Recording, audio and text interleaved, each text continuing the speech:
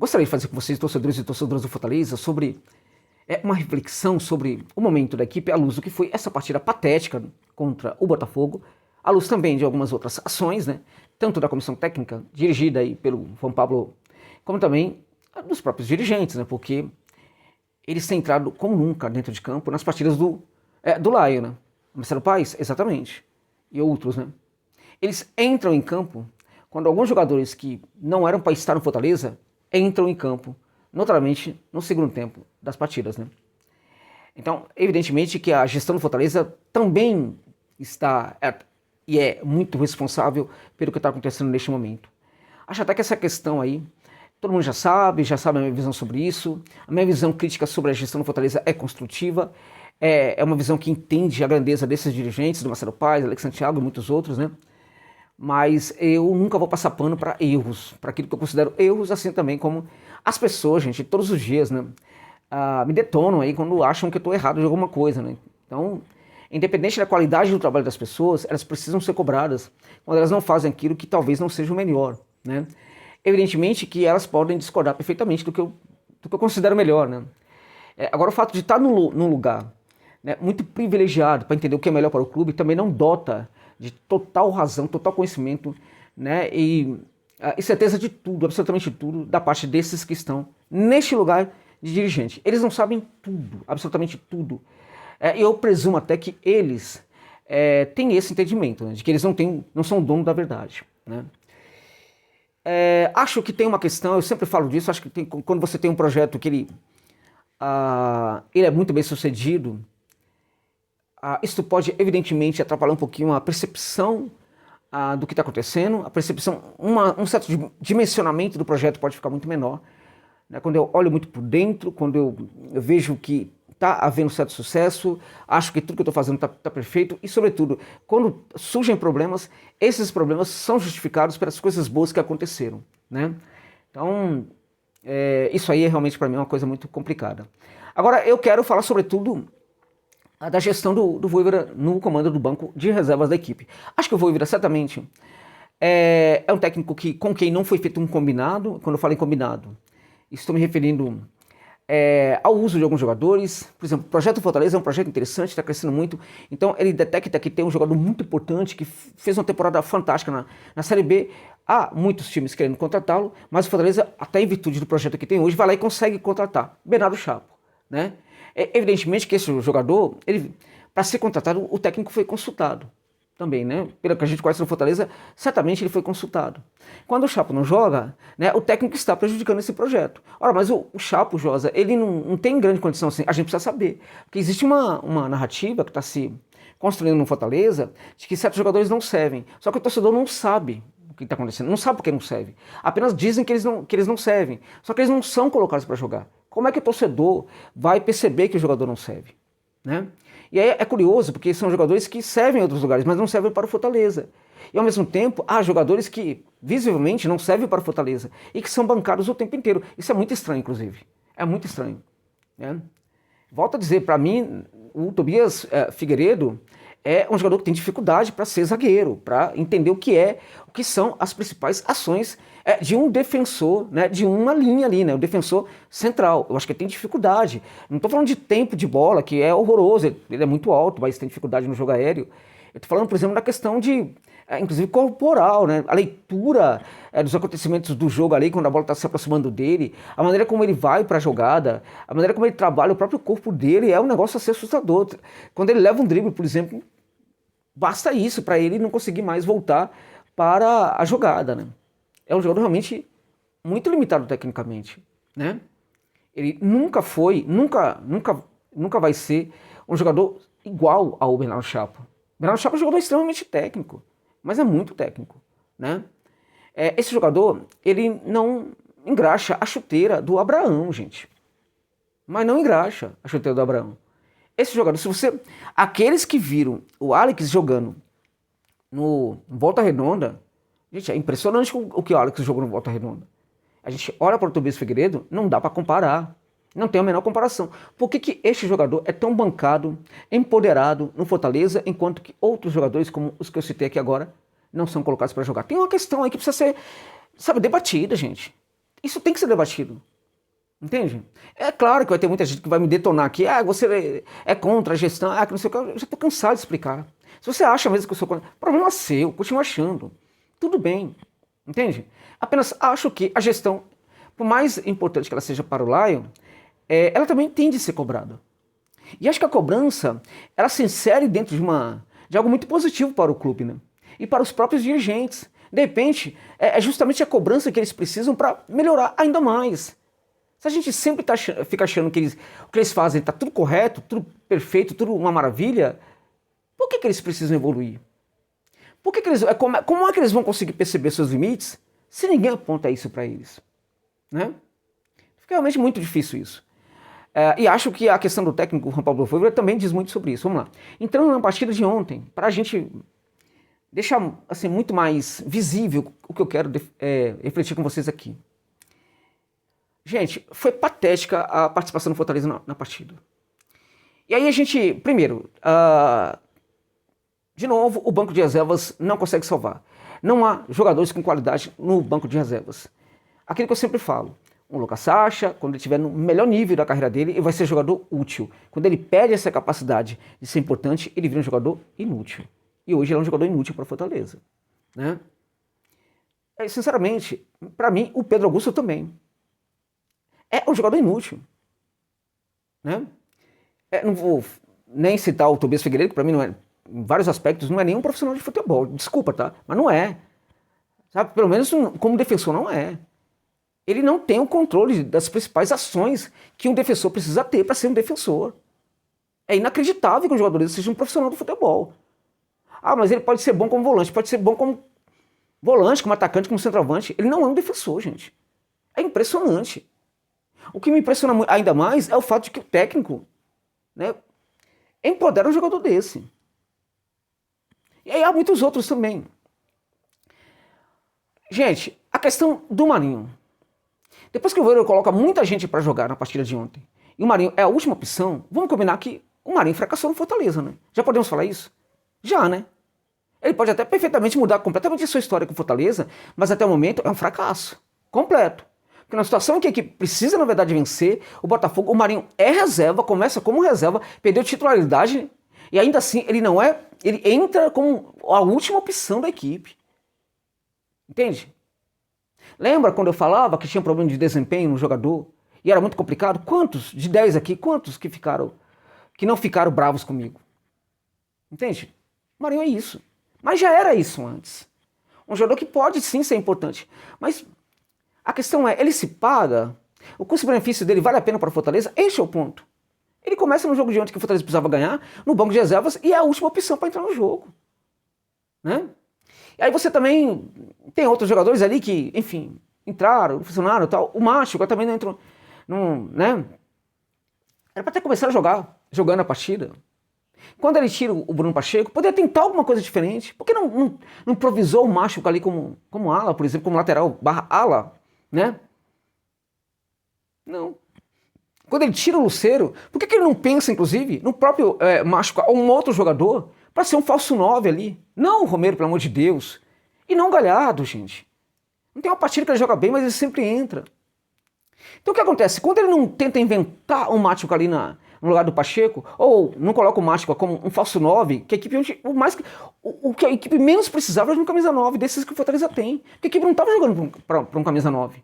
O Luciano estava precisando pegar a bola no campo de ataque. Então quando o Voivoda não tenta fazer algo diferente, ele perde algo que ele tinha.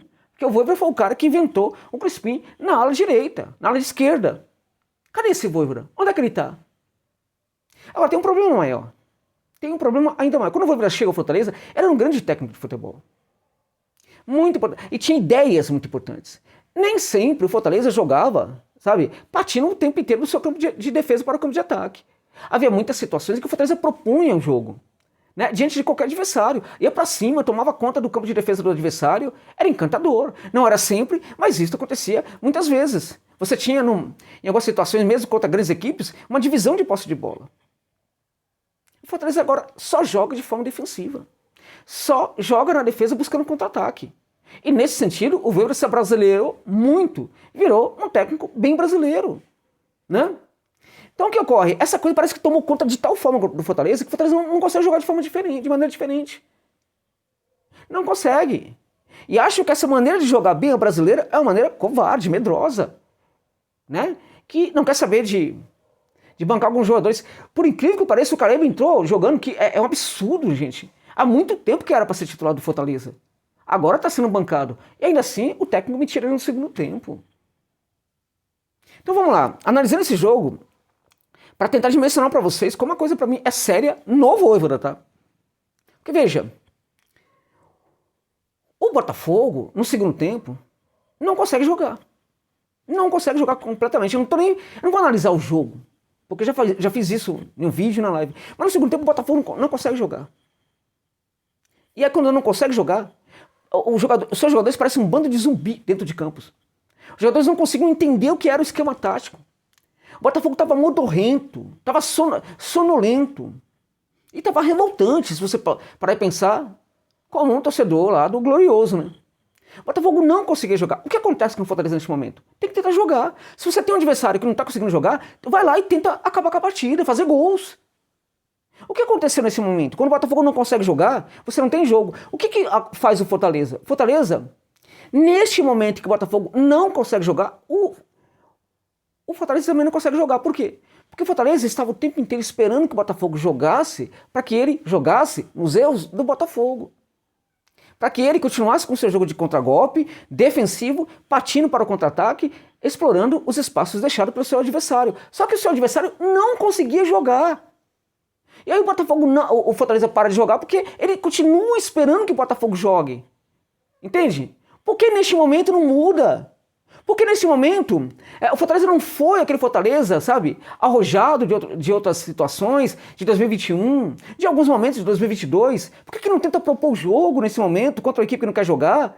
Então, essa ideia de ficar esperando o Botafogo, mesmo numa situação em que o Botafogo não quer jogar, mostra os limites da comissão técnica do Fortaleza no momento.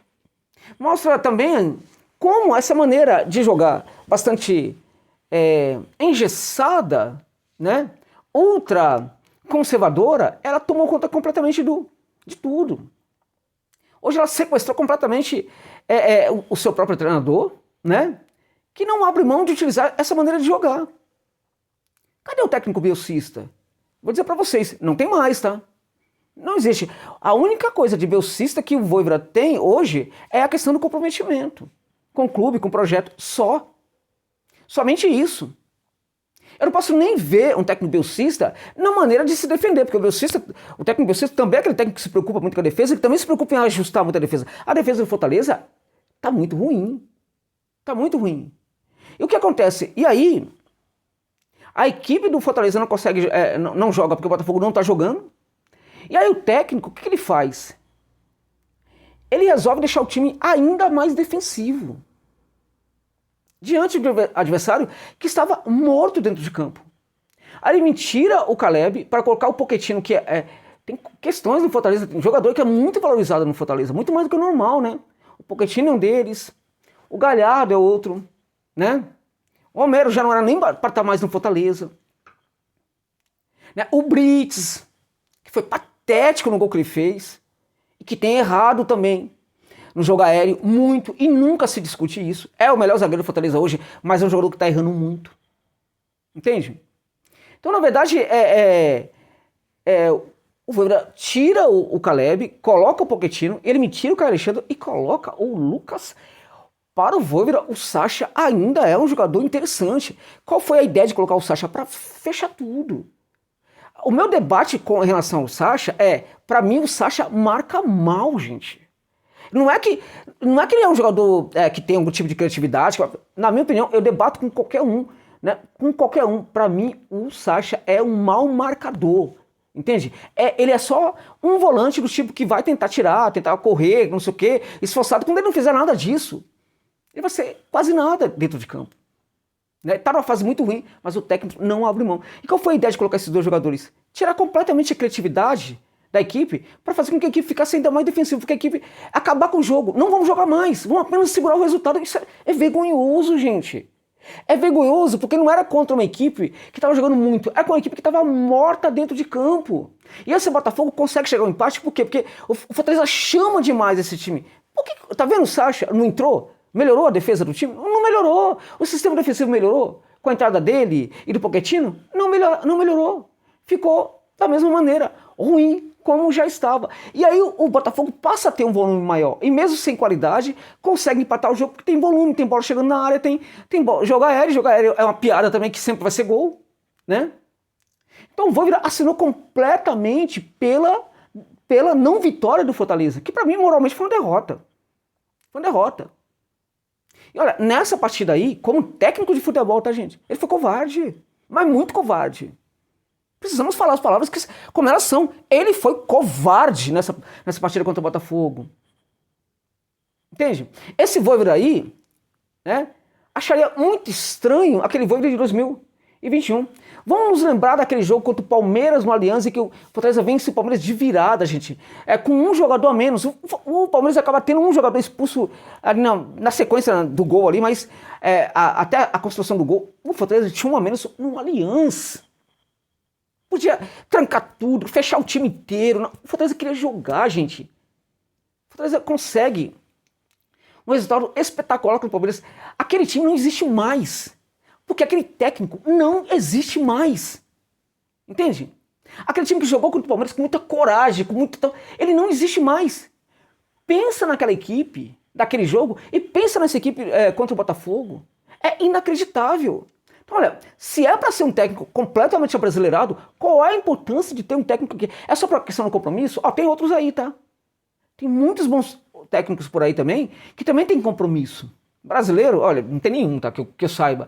Mas há técnicos na América do Sul que também são técnicos de compromisso. Se a questão é essa, tem outros também.